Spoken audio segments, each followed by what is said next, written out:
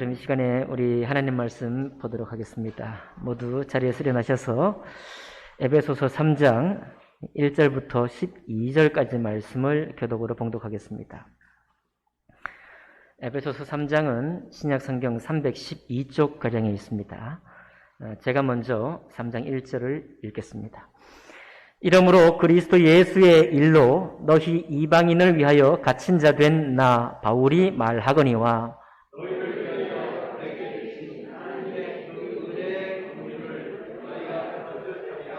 곧 계시로 내게 비밀을 알게 하신 것은 내가 먼저 간단히 기록함과 같으니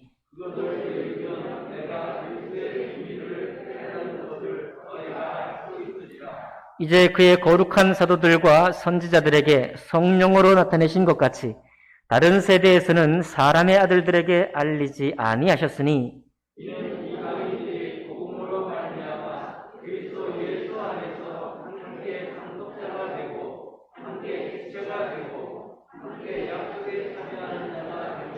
이 복음을 위하여 그의 능력이 역사하시는 대로 내게 주신 하나님의 은혜의 선물을 따라 내가 일꾼이 되었노라.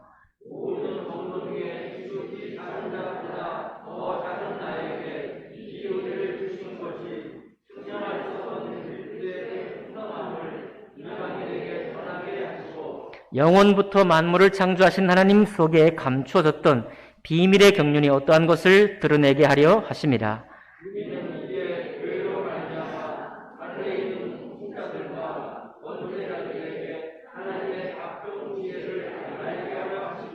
곧 영원부터 우리 주 그리스도 예수 안에서 예정하신 뜻대로 하신 것이라.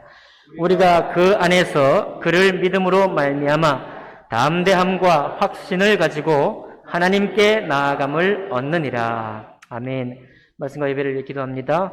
살아계신 하나님 아버지, 오늘 이 말씀을 통해서 하나님 우리 속에 오신 그리스도의 비밀을 새롭게 깨달아 하나님 우리의 삶에 큰 자유함과 해방함이 있게 하시고 또 살아가는 모든 일들 가운데에서도 하나님께 맡긴 그 맡긴 마음으로 평강과 소망이 넘치는 저희들의 인생이 될 수 있도록 축복하여 주시옵소서. 모든 것 주님께 맡길 때 귀하신 우리 주 예수 그리스도 이름으로 기도하옵나이다. 아멘. 자리에 앉으시겠습니다. 오늘 읽은 말씀을 본문으로 해서 교회와 그리스도의 비밀이라는 제목으로 하나님 말씀 나누겠습니다. 사람들은 신기하고 놀라운 건축물들을 정해서 세계 7대 불가사의, 몇 대 불가사의라는 이름을 붙이기를 좋아합니다. 그 중에 가장 유명한 것이 이집트의 피라미드, 기자의 피라미드라고 하는 것이 유명한데요. 왜 유명하냐 하니까 이 기자의 피라미드는 어마어마하게 크고 또 이 피라미드를 이루는 돌 한 개의 크기나 무게도 너무 크기 때문에 그렇습니다. 그 돌 하나가 제 키보다 높다고 해요. 제 키보다 높은 돌. 그러니까 그 돌 하나가 무게가 거의 2톤, 2,000kg. 좀 큰 돌은 2.5톤. 엄청나게 큰 돌은 50톤까지 또 있다고 합니다. 그런데 2톤에서 2.5톤 되는 그 돌이 230만 개가 쌓이고 모여야만 그 기자의 피라미드가 이루어질 수 있다는 거예요. 여러분, 돌 2톤을 그렇게 230만 개를 어디서 따듬어서 무슨 방법으로 운반했고 그걸 또 그렇게 어마어마하게 큰 크기로 어떻게 쌓았는가? 현대 건축술로도 이 비밀을 밝히기가 어려워서 불가사의다 이렇게 정해두고 있습니다. 우리야 여러분과 저는 별로 궁금하지 않죠? 피라미드가 아직 구경도 못했는데 별로 궁금하지 않지만 건축에 조예가 깊은 사람들은 정말 궁금할 거예요. 그런데 최근에 화석이 몇 가지가 발견됐는데 거인의 손가락이 발견되고요. 또 거인의 유골이 발견됐다고 해요. 그래가지고 사람들이 추측하기를 몇 년밖에 안 됐습니다. 추측하기를 이 피라미드는 이집트 사람이 짓기도 전에 거인이 살았을 때, 거인이 나라를 이루고 있을 때 그 거인들이 이미 이 피라미드를 지었다라고 하는 얼핏 들어보면 무슨 근거 없는 속설 같은데 공영방송에서 아주 대단한 학자들을 동원해서 그런 추측을 내놓고 있습니다. 거인들의 키가 얼마냐니까 3m에 4m. 찍혀있는 발자국의 크기를 보니까 발이 1m가 돼요. 믿거나 말거나. 자, 그렇게 해서 이 불가사의한 건축물을 어떻게 만들었을까 궁금만 하고 수천 년이 흘러왔는데, 이런 이 비밀이 풀리게 되면 실타래 풀리듯이 쫙 꿰어지겠죠. 아, 누가 어떻게 만들었고 어떻게 운반했을 것이다. 아, 충분히 가능했네 라고 답이 풀릴 것입니다. 미운 오리는 항상 궁금했죠. 왜 나는 다른가? 아니, 왜 나는 이렇게 못났나? 하고 다른 오리들에게 따돌림 실컷 받고, 그리고 정말 괴로워하면서 왕따 받고 미움을 받고 서러움을 받을 때 비밀이 풀리지 않았습니다. 왜 그랬나 하고 그 비밀이 풀리는 날이 되면 실타래 풀리듯이 모든 것이 이해가 되는 것이죠. 고생했던 것은 다 이제 보상을 받고 다 사라지고, 아, 내가 누구였구나, 이렇게 이제 답을 얻게 될 것입니다. 여러분과 제가 믿음 생활을 하고 있습니다. 믿음도 비밀이 있는데요. 어떤 비밀이 풀려야 되는가 하면 그리스도의 비밀이 풀려야 한다라고 오늘 말씀이 우리에게 주고 있습니다. 믿음은 그리스도의 비밀을 깨닫는 것이라고 말하고 있어요. 믿음은 다른 행사, 다른 행위, 믿음의 어떤 실천들을 잘하고 또 기쁨으로 하는 것, 그 이전에 그리스도의 비밀이 나의 영과 마음과 영혼 속에서 풀릴 때, 그때 믿음이 우리에게 역사한다. 믿음이 힘있게 작동한다라고 말하고 있습니다. 사도 바울이 오늘 에베소 3장 4절에 그렇게 말하고 있어요. 3장 4절 보니까 그것을 읽으면 내가 그리스도의 비밀을 깨달은 것을 너희가 알 수 있으리라. 사도 바울이 그리스도의 비밀을 깨닫기 전에 하나님만 있고 하나님의 토라, 율법책만 있고 구약의 많은 선지자들, 제사장들, 아브라함을 비롯해서 수많은 사람이 있는 그런 상태에서 신앙생활을 했을 때는 그리스도의 비밀을 깨닫지 못했더니, 곧 사도될 아무런 이유도 없었더니, 교회가 세워질 아무런 목적을 알지 못했더니, 사도 바울이 그리스도의 비밀을 깨닫고라야 사도의 부르심도에도 응답하게 되었고, 교회를 세우는 이유도 알게 되었고, 내가 믿는 하나님이 진정 누구인지, 내가 지금 읽고 있는 이 율법책, 이 토라, 하나님의 성경 말씀이 무엇을 우리에게 제시하고 있는지 밝히 깨닫게 되었다는 말이에요. 그러니까 이것은 사도 바울에게만 해당되는 것이 아니라 오늘날 모든 인류에게 이 깨달음이 있기를 원하셨고, 특별히 오늘 먼저 부름받은 여러분과 제가 믿음 생활하면서 그리스도의 비밀이 깨달아지기를 간절히 원하고 있는 것입니다. 그런데 이 비밀이 하나님이 뭐 숨바꼭질 하는 것도 아니고 말이죠. 이 말씀해 보니까 2절요. 너희를 위하여 내게 주신 하나님의 그 은혜의 경륜을 너희가 들었을 터이라. 곧 계시로 내게 비밀을 알게 하신 것인, 이렇게 말하고 있는데, 5절까지 가니까 이제 그의 거룩한 사도들과 선지자들에게 성령으로 나타내신 것 같이 다른 세대에서는 사람의 아들들에게 알리지 아니하셨다, 이 말이에요. 그러니 예수께서 친히 이 땅에 나타나셔서 말씀을 풀어주시고, 처음 창조했을 때 주님이 이미 감추어 두신 그 뜻을 밝히 드러내기 전에는 어떤 사람도 그리스도의 비밀을 깨닫지 못했습니다. 아브라함도 그리스도의 비밀을 깨닫지 못했어요. 모세도 그리스도의 비밀을 깨닫지 못했습니다. 다윗도 그리스도의 비밀을 깨닫지 못했다는 거예요. 자, 그러니 우리는 이제 질문을 할 필요가 있습니다. 우리의 질문이 뭡니까? 우리의 숙제는 뭐냐? 야, 다윗은 그렇게 신실하고 자기의 진정으로 주님을 정말 겸손히 쫓았고 정직함으로 주님께 나아갔고 시편의 무수한 고백으로 하나님을 향한 신앙을 나타냈건만 어찌 그는 밧세바를 감하는 범하고 그리고 살인 교사하고 많은 백성들이 7만 이상이나 되는 사람들이 죽임을 당할 수밖에 없는 그런 범죄로 떨어지게 됐을까? 오늘날 신문 기사, 해외 토픽감이죠. 이런 것이 있다고 한다면 다윗의 그 무수한 성령에 감동된 시편은 전부 다 쓰레기통에 들어가게 될 것이고 그 한 사건으로 저는 위선자다, 저는 정말 하나님께 심판받을 것이다 라고 도처에서 떠들었을 것입니다. 아브라함은 정말 믿음의 조상 아닙니까? 유대인들이 믿을 때 아브라함은 믿음의 선배예요. 믿음의 조상입니다. 그는 복의 근원이죠. 그는 복입니다. 그는 복 있는 사람이에요. 유대교 사람, 이스라엘은 전부 다 아브라함을 높이 평가합니다. 그런데 그가 어찌하여 모든 것을 잘했건만 하나님께서 약속하신 아들의 약속을 듣고 웃었을까? 그의 아내 사레도 믿음의 열방의 어미인데도 불구하고 비웃게 되었을까?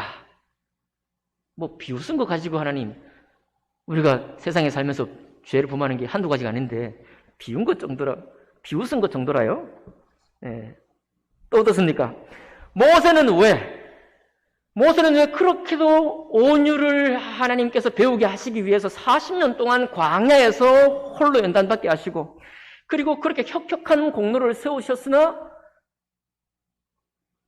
지상의 지면에서 온유함이 이보다 승한 자가 없다라고 칭찬까지 받았던 모세가 그 온유함을 잠깐 잃어버렸을 때 가나안에 들어가지 못하는 그런 사건을 겪게 되었을까요? 엘리야는 어찌하여 하나님의 신비한 능력, 놀라운 능력, 하늘의 천기를 움직여서 이 땅에서 물이 가득 젖어버린 그 나무를 불태우고 850명에 되는 거짓 선지자들을 무찌르는 놀라운 믿음의 사람, 신유의 사람, 능력의 사람, 기적의 사람임에도 불구하고 그는 어찌하여 이세벨에게 쫓겨 나를 죽여달라고 그 여인에게 쫓겨가지고 목숨을 간구하고 도망을 다니는 선지자가 되었을까? 자, 우리가 이런 것을 생각할 때 도대체 구약에서, 아니 신약도 마찬가지죠.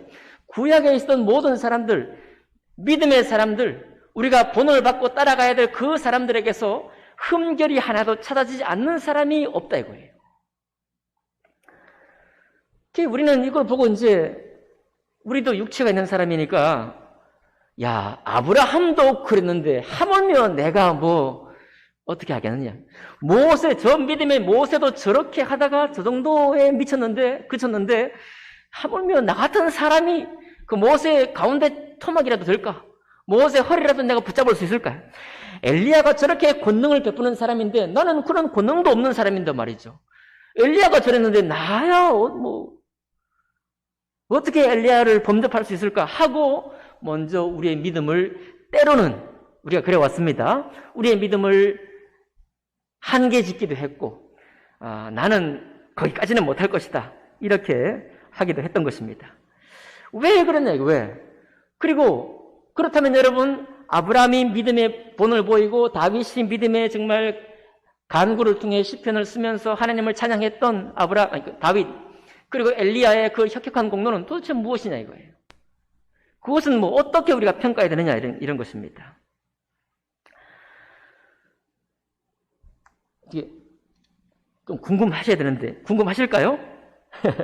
다른 세대 곧 저들은 하나님 말씀도 알았고 하나님도 믿었고 믿음대로 순종했지만 그러나 그리스도의 비밀은 깨닫지 못한 채로였다 이거예요.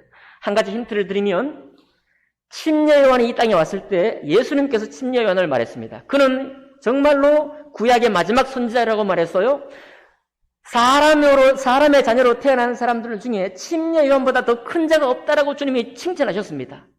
그러나 주님이 힌트가 딱 거기에 그 다음에 뭐라고 쓰고 있는가 하면 그는 구약의 마지막 선지자이나 천국에 있는 아들들은 그보다 큰 자다라고 말하고 있어요. 그러니까 다윗보다 아브라함보다 엘리야보다 구약의 마지막 선지자인 침례 요한보다 예수 그리스도의 비밀을 깨달은 자가 그분들보다 더 크다라고 주님은 선언하고 있습니다. 놀랍지 않습니까? 우리의 평범한 우리의 일반적인 상식적인 믿음으로 볼 때는 도저히 하기 어려운 사람들인데도 불구하고 그리스도의 비밀을 깨달은 사람이 훨씬 더 큰 자라고 주님은 선언하셨습니다. 제가 벌써 20년쯤 된 것 같군요. 현대그룹 회장이었던 당시 정몽헌 회장이 세상을 스스로 이렇게 떠나게 되었습니다. 그때 제가 그 TV 뉴스 보도를 기억을 해요. 그분이 스스로 세상을 떠난 후에 며칠 후에 시골에 있던 큰 연세가 많이 드신 노인도 따라서 세상을 하직했습니다. 그분이 뭐라고 하고 하직했느냐 하면 저런 분도 옛날 분들은 그런 의식이 있거든요. 큰 기업을 하거나 이 나라의 대통령을 하거나 높은 어떤 자리를 하게 되면 나랑 태생이 다르고 근본이 다르고 존재가 다르다고 생각했습니다. 저렇게 위대한 사람이 이 세상을 떠났는데 하물며 내가 하고 같이 세상을 떠났다는 그 기억을 지금도 기억하고 있어요. 너무 제가 선명하게 기억하고 있습니다. 굳이 말하자면 여러분, 우리가 지금 믿음 생활하면서 아브라함을 대할 때나 다윗을 대할 때, 엘리야를 대할 때, 모세를 대할 때 바로 그런 심정일 거예요. 보통의 우리의 마음이. 그러나 오늘 사도 바울은 우리에게 선언하고 있습니다. 그리스도의 비밀을 깨닫는 것이야말로 믿음이고, 그 믿음이 깨달아지는 사람, 그 믿음이 깨달아질 때 우리가 바로 저들보다 큰 사람으로 믿음을 행사하게 된다라고 오늘 축복하고 있는 것입니다. 이제 좀 관심이 가십니까? 하나님은 때가 찰 때까지 그리스도를 감추어 두셨습니다. 창세 이후로 우리가 지금 살고 있는 2000년 전까지 그리스도를 감추어 두시고 때가 찰 때까지 기다리셨습니다. 그리고 그리스도를 나타내 보이셨어요. 자, 그런 구약시대의 선지자들의 삶과 오늘 여러분과 저의 삶을 한번 보겠습니다.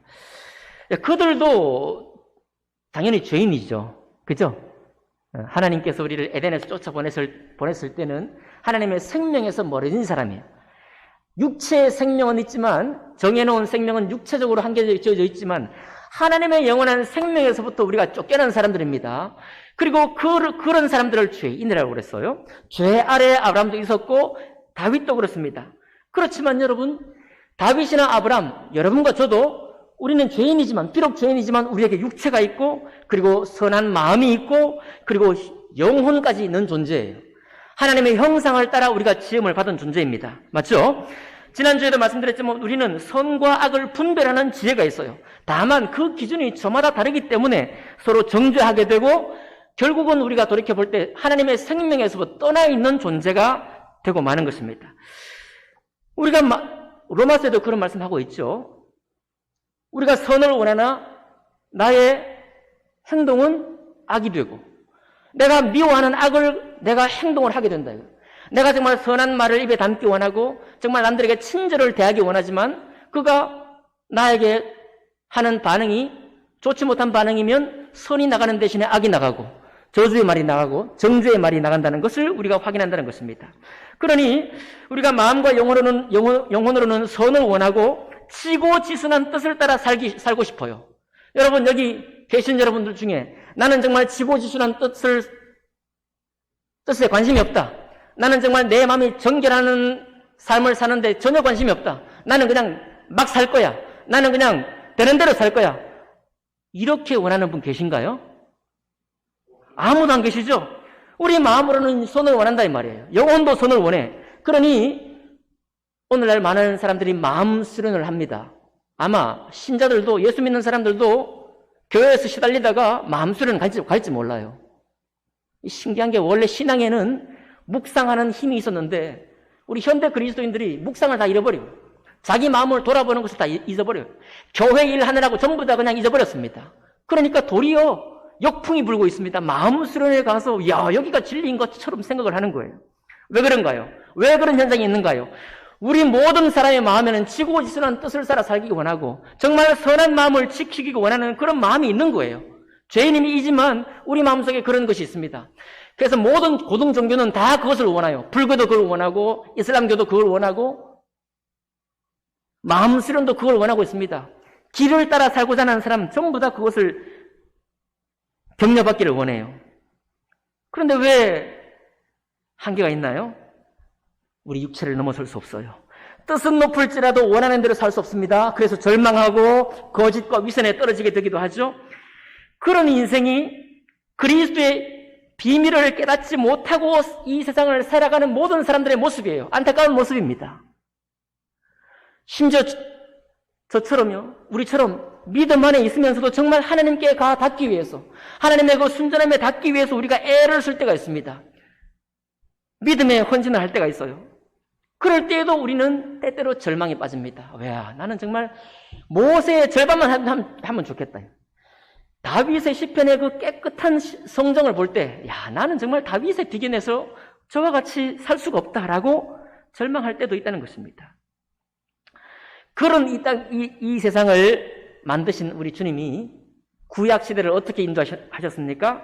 이스라엘을 따로 불러내셔서 저들에게 우리와 똑같이 육체가 있고 마음이 있고 영혼이 있고 선한 삶을 살기 원하지만 저들에게 특별한 인센티브를 줬어요. 저들에게 특별한 특혜를 주었습니다. 또 그리고 하나님의 율법을 저들에게 안겨줬어요. 그런데 아브라함부터 쭉 모든 이스라엘 역사 동안 저들이 선하고자 하면 할수록, 율법을 지켜 살고자 하면 할수록 더욱더 예민해지고 분노는 커지고 비판과 자랑이 가득한 인생이 되고 마는 거예요. 하나님께 닿으려고 하면 할수록 멀어지는 좌절을 저들도 겪는 것입니다. 결국은 어때요? 구약시대를 한마디로 딱 정리해 보니까 세상에 하나님의 은혜를 전파하기 위해서 구별된 이스라엘도 망했다 이거예요. 구별된 이스라엘도 자기의 선함과 자기의 수고와 마음 수련과 말씀을 지키고자 하는 애쓰는 모든 노력을 동원했을지라도 저들도 도리어 하나님께로부터 멀어지게 되었고, 이스라엘을 통해서 모든 축복을 받았어야 될 이방 나라들, 다른 민족들도 마찬가지로 그렇게 하나님 없이 무너진 삶을 살았다는 겁니다. 이것이 창세 이후에 구약시대 전체를 한마디로 정리하면 바로 그런 정리가 되는 것입니다. 오늘날 여러분, 오늘 기도하셨습니다. 우리가 먼저 그리스도를 깨달아, 우리가 먼저 교회를 알아, 하나님의 은혜를 알았습니다. 지금 우리가 하나님을 알기 전, 그리고 지금 현재 세상을 살아가는 사람들 중에 하나님을 알지 못하는 사람, 그것을 반복하고 있습니다. 나는 너와 다를 거야. 나는 좀 더 내 마음을 지킬 거야. 나는 그래도 선하게 살 거야. 당신보다는 선하게 살 거야. 나는 그렇게 살려고 애를 쓰고 있어. 나는 정말 절에 가서 불공도 드리고 있어. 나는 정말 불경을 읽으면서 성경을 읽으면서 정말 나는 나를 정화시키고자 애를 쓰고 있어. 언젠가는 주님이 은혜를 주실 거야 하고 살아갈지도 모르겠습니다. 그런데 사도 바울이 그렇게 산 사람 중에 가장 대표적인 사람이거든요. 사도 바울이 그렇게 산 결과가 무엇입니까? 사도 바울이 그렇게 산 결과가 지난주에 들으셨죠? 살기 등등해서요. 비판의 정신은 더욱더 예민해집니다. 자기가 의인 중에 의인이요, 바리새인 중에 바리새인이라고 하는 자랑할 것들은 많아져요. 그러나 그 눈에 사람을 살리는 생명의 눈빛은 바라지 못했습니다. 사도 바울의 결론은 구약시대 전체의 결론이고, 이 땅에서 하나님의 은혜, 그리스도의 비밀을 깨닫지 못하고 살아가는 모든 사람의 괴로움이에요. 그런데 그런 세상에 이제 때가 차서 하나님께서 그리스도를 보내셨습니다. 6절 보실까요? 이는 이방인들이 복음으로 말미암아 그리스도 예수 안에서 함께 상속자가 되고 함께 지체가 되고 함께 약속에 참여하는 자가 됨이라. 그리고 우리가 이제 신앙생활을 하다 보면 나보다 신앙이 좋은 사람도 있고 나보다 좀 신앙이 약한 사람도 있고, 때로는 직업적으로 목사님도 있고 성도님도 있고 집사님도 있다요. 그러면서 우리가 이제 종종 이런 고백을 하기도 하죠. 그 누굽니까? 이방 여인, 예수님께 찾아와가지고 주님, 내게도 나를 불쌍히 여겨주십시오라고 했더니 나는 이스라엘에게 보낸 선지자요, 걔에게는 줄 곳이 없다 하고 걔 취급을 했죠. 그럴 때 그 여인이 말하기를, 개들도 주인의 상에서 떨어지는 부스러기를 먹나이다 그랬습니다. 그죠? 그래서 우리도요, 나의 좀 부족을 느낄 때, 그렇지만 은혜는 받아야 되겠습니다. 그러니 하나님, 내게 주실 은혜가 남아있지 않습니까? 부스러기라도 받았던 그 은혜, 하나님의 부스러기는 그것만으로도 얼마나 은혜가 넘칠 텐데 그 부스러기를 저에게 주지 않겠습니까? 하고 불쌍한 마음으로 간구했던 적도 있을 것입니다. 그런데 오늘 6절에는 뭐라고 있는가 하면요, 자, 이스라엘이 그렇게 믿음으로 율법책을 가지고 하나님을 향한 믿음으로 그렇게 잘 살려고 했으나 실패했던 저 이스라엘을 놔두고, 이는 이방인들이 복음으로 말미암아 그리스도 예수 안에서 함께 상속자가 되었다. 공동 상속자가 됐다는 거예요. 공동. 그러니까 이스라엘의 특혜와 인센티브를 주고 이방인들은 그냥 부수적으로 이렇게 부스러기처럼 따라오는 게 아니라 이방인들이 함께 지체가 돼요. 공동 자격을 얻었다 이 말입니다. 그리고 함께 상속자가 돼요.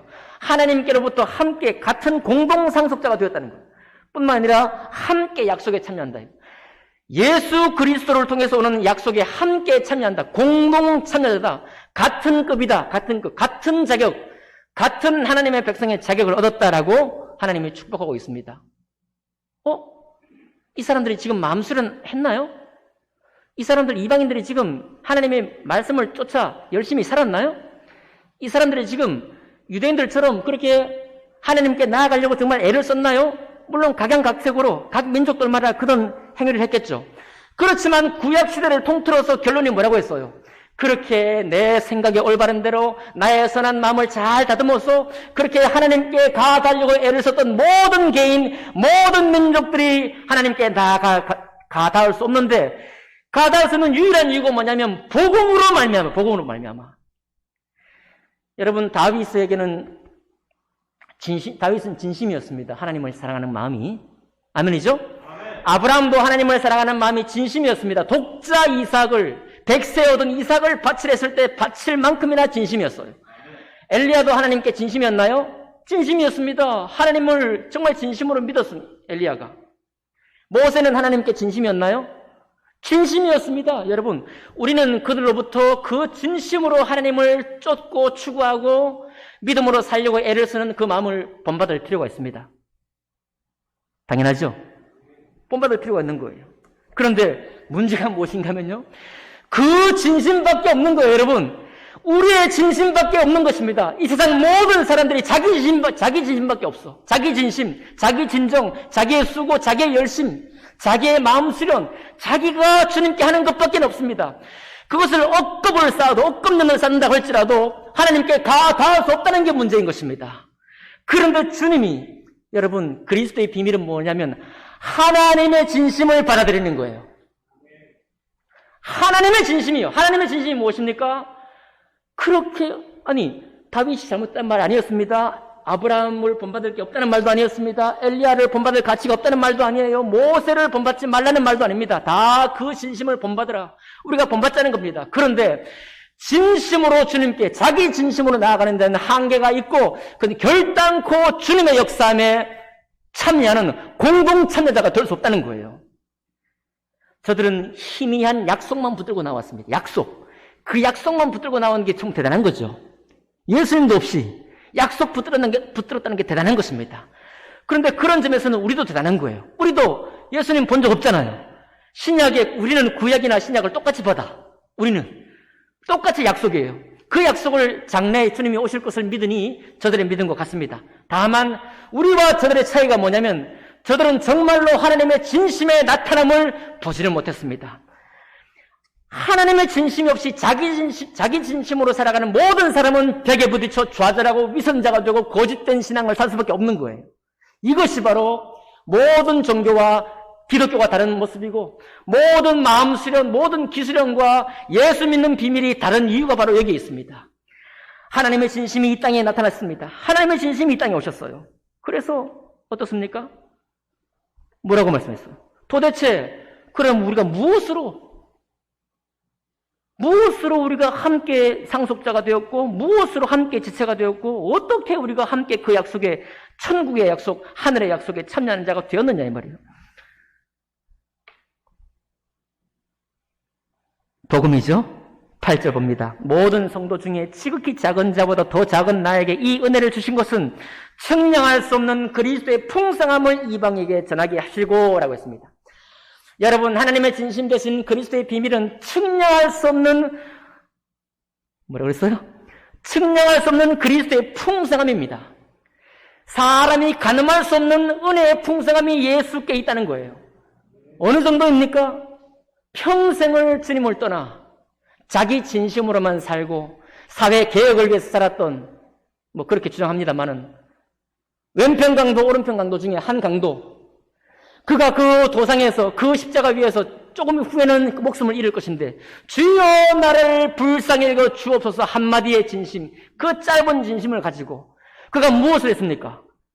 그가 하나님을 위해서 무엇을 했어요? 그가 얼마나 자기 마음 수련을 했습니까? 그가 얼마나 선한 공로를 쌓았습니까? 아무것도 주님 보시기에는 없습니다. 그럼에도 불구하고 그를 하나님의 약속에 참여하는 사람으로, 상속자로 함께 지체가 되고 본격으로 오랫동안 섬긴 여러분이나 갑자기 주님을 은혜로 만난 그 사람이나 함께 천국의 약속에 참여하는 자가 되도록 할 만큼이나 그리스도의 풍성함이 넘치는 겁니다. 측량할 수 없는 그 풍성이 거기 있는 거예요. 그러니 성경에서 이 말씀이 이해되지 않습니까? 먼저 된 자가 나중 된 자가 되고 나중 된 자가 먼저 된 자가 된다. 이거는 먼저 된 우리가 볼 때는 기분이 좀 나빠질 수도 있어요. 평생 주님을 위해서 봉사하고 헌금하고 수고했는데 나보다 먼저 달려간다고? 이해는 되지만 용납하기 싫죠. 이해는 되지만 용납하기 싫어. 그러나 비밀이 뭐냐면요. 여러분, 나의 진심, 나의 수고, 나의 열정의 보상만을 의지하는 순간 그가 먼저 앞으로 가버려요. 왜냐하면 아무것도 없이, 아무 수고도 없이 전적인 그리스도의 선하신 은혜가, 그분이 나를 구원하신 그 능력의 그 크기가, 그분의 은혜의 그 풍성한 크기가 얼마나 크신지를 깨닫고 믿는 순간 그는 이제는 더 이상 자기 힘을 의지하지 않고 하나님의 은혜를 의지하는 사람이 되어가는 것입니다. 여러분과 제가 신앙이 힘들어지는 이유가 때가 언제입니까? 제가 누누이 말씀드리지만 내가 하려고 하기 때문에 힘들어지는 거예요.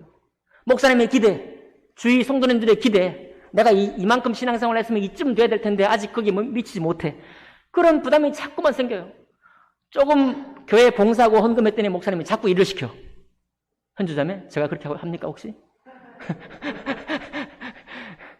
지금 참 나쁜 사람이에요. 그렇게 될 가능성이 아주 높은 사람입니다. 김전 집사님, 그렇죠? 제가 좀 나쁜 사람이에요.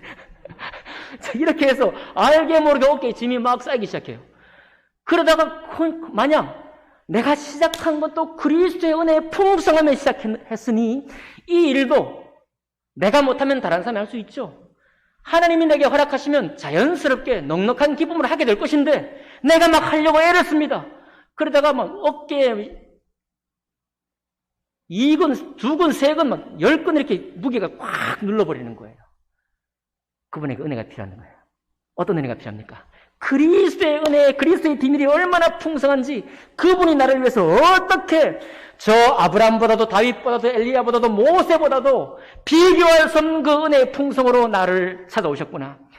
하나님의 그 진심이 실제로 육체로 나타나셨고 우리 아무리 진심을 닦아도 미치지 못하는 하나님 앞에 주님이 다 우리를 받으셔서 이 육체의 허물을 가지고 있는 우리를 다 사하시기 위해서 당신의 육체의 모든 죄의 허물을 쏟아부으시고 물과 피를 다 쏟으셔서 육체에 이끌릴 수밖에 없는 우리, 맞죠? 우리가 살아가면 육체에 다시 돌아가면 이끌려요.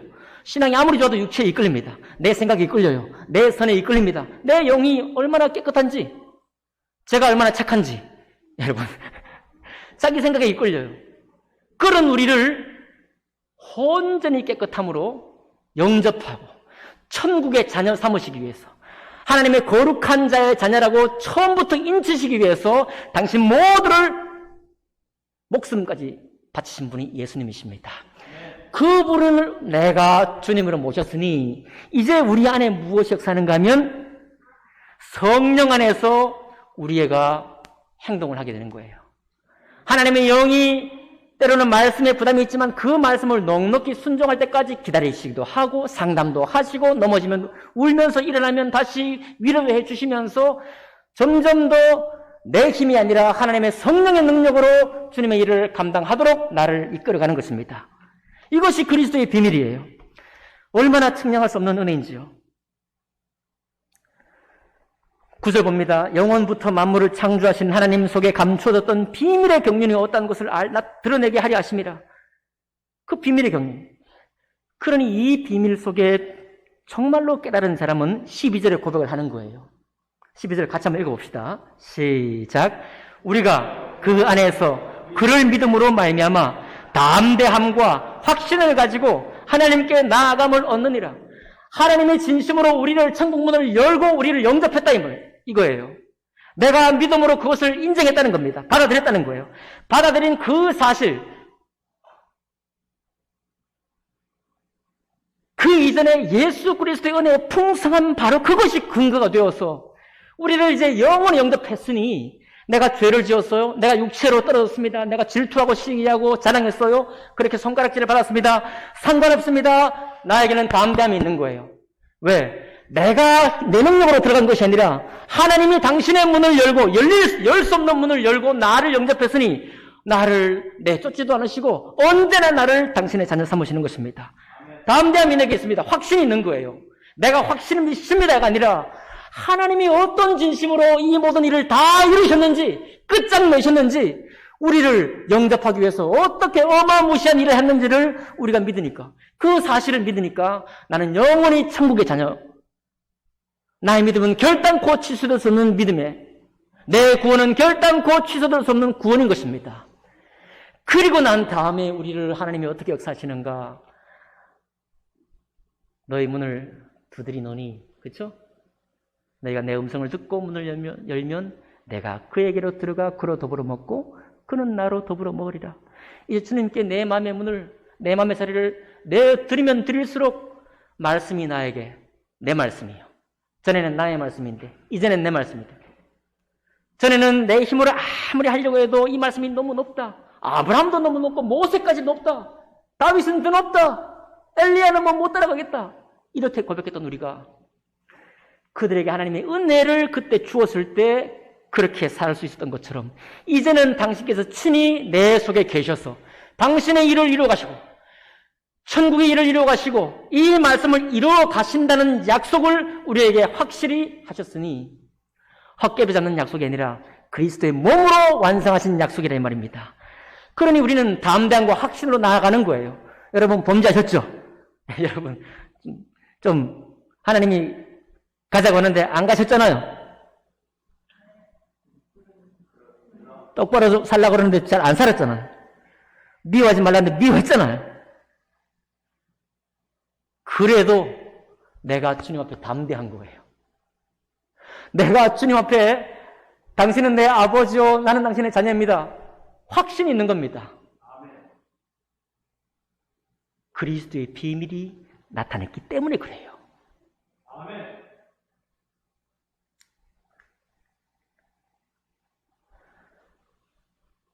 그러니 여러분 안심하십시오.